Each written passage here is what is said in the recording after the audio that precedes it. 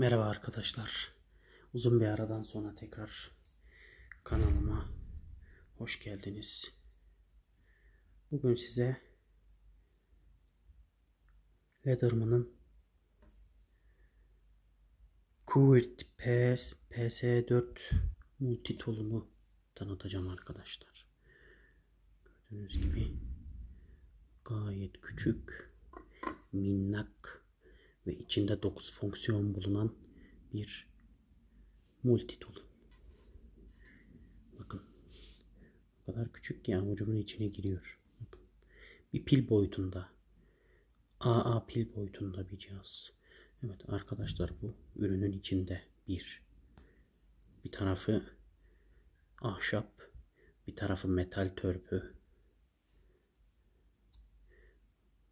2 küçük minnak bir bıçağı ve gayet de keskin. Şöyle yanımda şöyle bir kutu var. Görüyorsunuz. Gayet keskin.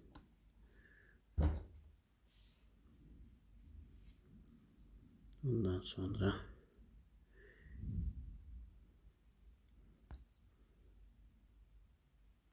bir tane yıldız tornavida ucu.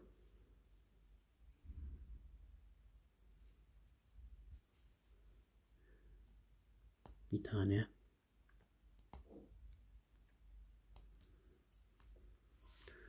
düz tornavida ucu ve gazoz açma yeri.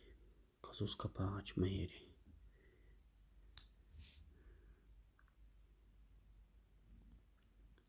Makas.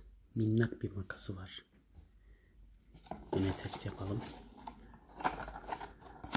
Şunu yolayım. Bakın.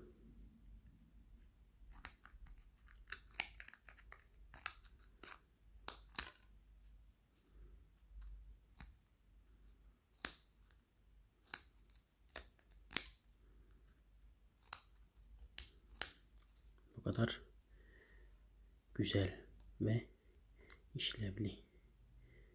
Evet, son olarak da hoppa hop bip bip bip bip bip, gördüğünüz gibi minnak bir penseye dönüşüyor.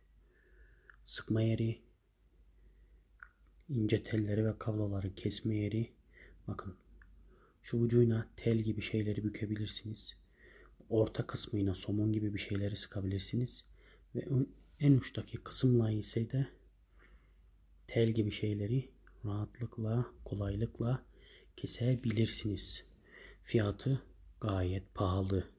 Ama 25 yıl garantisi olan bir ürün için bence bu fiyat hiç pahalı değil.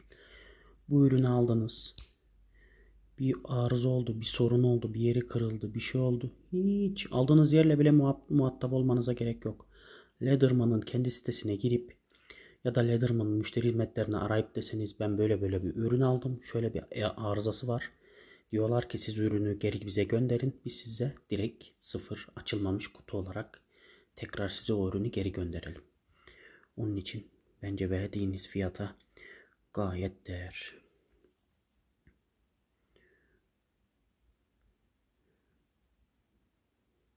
Bugünlük bu kadar arkadaşlar. Kendinize iyi bakın. Hoşça kalın.